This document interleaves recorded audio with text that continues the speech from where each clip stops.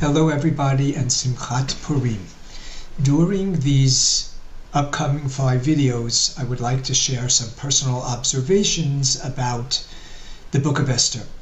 I am not going to offer in-depth theological or scholarly comments, but rather I just want to share some what I consider fascinating and thought-provoking aspects of this story, perhaps to challenge you to read the book.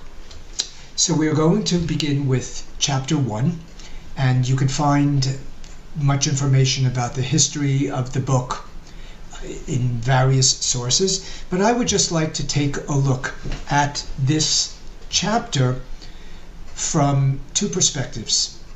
One, as reflecting a chauvinistic community, a sexist community of men who are rulers of the kingdom of Persia, but also to consider this story as a satire and to look at the story of these men really as some kind of a caricature, to understand the men in this story who claim to be powerful but in reality are not. So let's just look at a few themes in the first chapter. We are introduced to the king, Ahasuerus. We know that he rules over 127 provinces. It's a vast kingdom. And in order to show off his wealth, he gives a banquet for all of the officials and all of the courtiers and legislators from throughout the kingdom. And we are told that for 180 days, he displays all of the great wealth in his kingdom. We do not know if the banquet lasted 180 days or whether the banquet was for part of it and he just had an open house open to these people to view this great wealth. What we do know is we learn about the vapid nature of this king and his officials. There is nothing intellectual about them. There is no social commentary or any information whatsoever about how this king rules over the kingdom, his thoughts about social justice, his thoughts about how to improve his kingdom from a whole variety of perspectives. We have no notion of how he treats the indigent.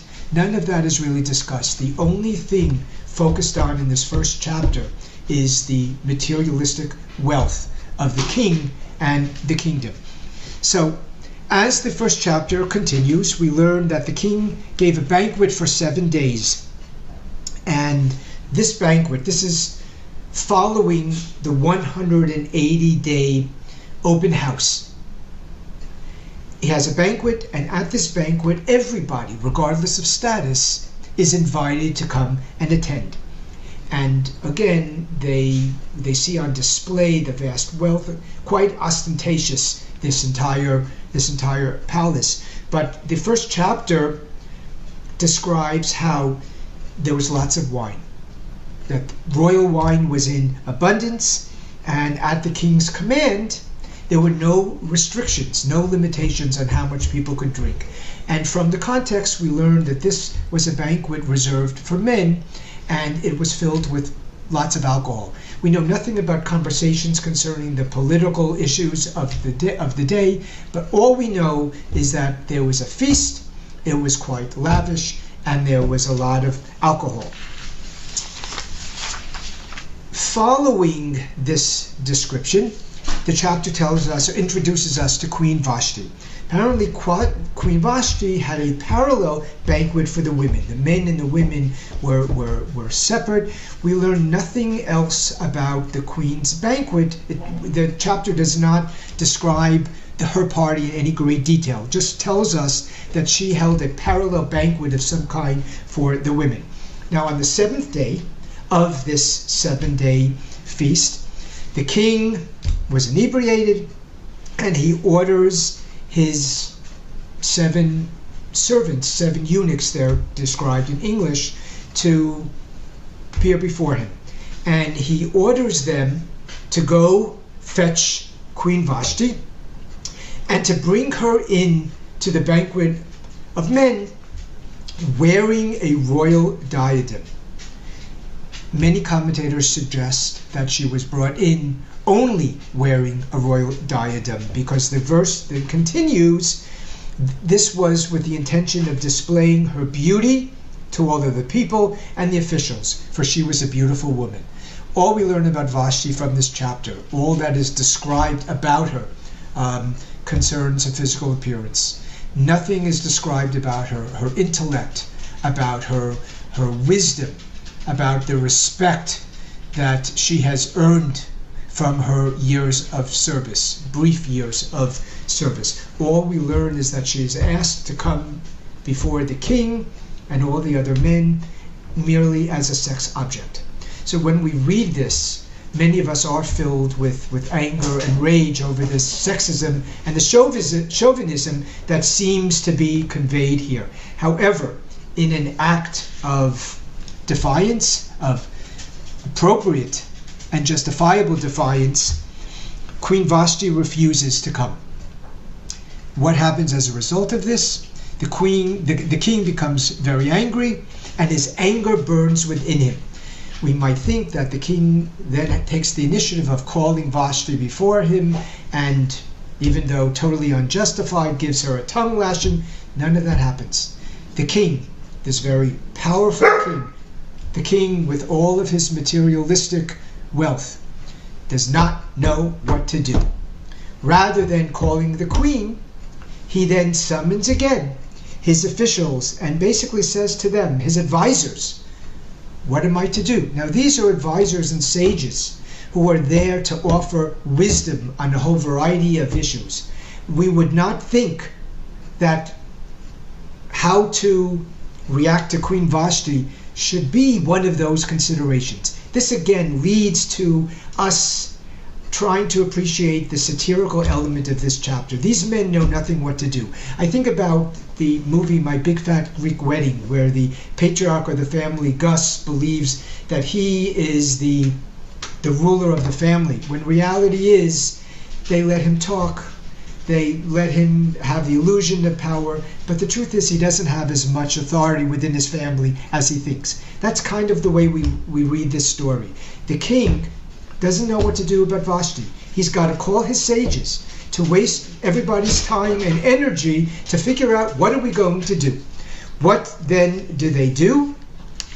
Well, first they affirm the king's concerns, and they say, Queen Vashti has committed an offense not only against you, but against all of the male officials, all of the people, and all of the provinces here. This is such an egregious offense. And what is their fear? Again, powerful men who claim to be or have the ability to wield their power endlessly. What are these intimidating men thinking? They're thinking that if they permit Queen Vashti to get away with her refusal, and this is how the story continues, her behavior will make all wives despise their husbands. That is what's on their mind.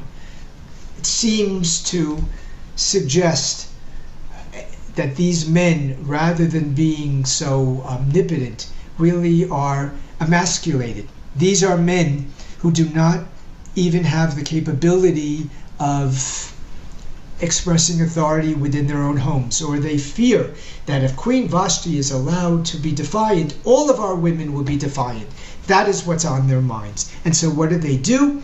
They advise the king that a royal edict be issued throughout the kingdom in all of the different languages of the various communities, that one, Vashti shall never again appear in the kingdom, and two, that all wives must treat their husbands with respect. So first of all, we are angered and disturbed by Vashti's banishment, and that is certainly a story for another time. And actually later tradition offers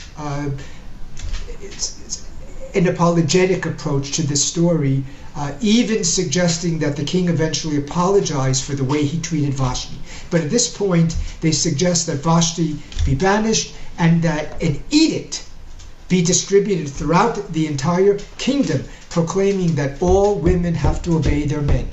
An edict was necessary to be written and disseminated throughout the kingdom, not about education, not about political issues, but about the role of women within their homes. Again, on the one hand, we have a justifiable right to react to this story as one reflecting the sexism and chauvinism of a community, something which is very much apparent even today. The fact that many women cannot attain the high level within companies. How many women owners are there within sports? How many women are the major broadcasters? Just even in the realm of sports, certainly the same as executives in a whole variety of businesses. And how many women do not receive equal pay? These are issues still very much prevalent today. But when we look, and so we have a right to interpret this story in a way that we see that it does offend our contemporary sensibilities. But on the other hand, we need to look at this chapter as one which is satirical, one seeing these men as caricatures, men who are not all-powerful, but rather are, as I said, more emasculated. They don't know what to do in the presence of powerful women, and so therefore they require an edict to be written in order for the women to obey them. So we read this story also with a kind of smirk.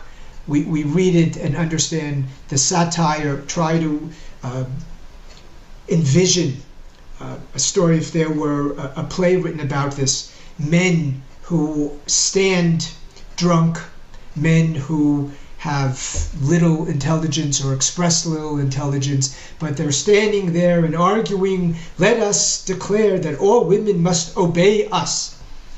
We see that really this is a decree with an empty, it's a lack of power. There's an emptiness to it. That's why I use the term vapid, because these men are incapable of administering a country. They're not even capable of living in their homes without feeling threatened by powerful women. So it doesn't speak well about the kingdom, and it is a portent of things to come when we see that the king is incapable of making decisions and will eventually rely on Haman and Haman's judgment without any kind of rational understanding of Haman's intent. It's a kingdom that is occupied and led by incompetent men who focus more on what is material, men who are drunk much of the time and are not able to live in their homes and respect the intelligence of their women, to the extent that they even have to write an edict to try to assert their power, which clearly is something that no edict can do. So I'd like you to take a look further at this story. It's a fascinating opening to a world in which we see that there is a great deal of wealth, a great deal of material ostentation, but certainly not a lot of intelligence, not a lot of progress. And you begin to wonder why or how it is that a ruler like Ahasuerus would have been able to rule over such a vast kingdom, knowing the nature of his character and the character of his advisors. So something to think about. Again, Simchat Purim.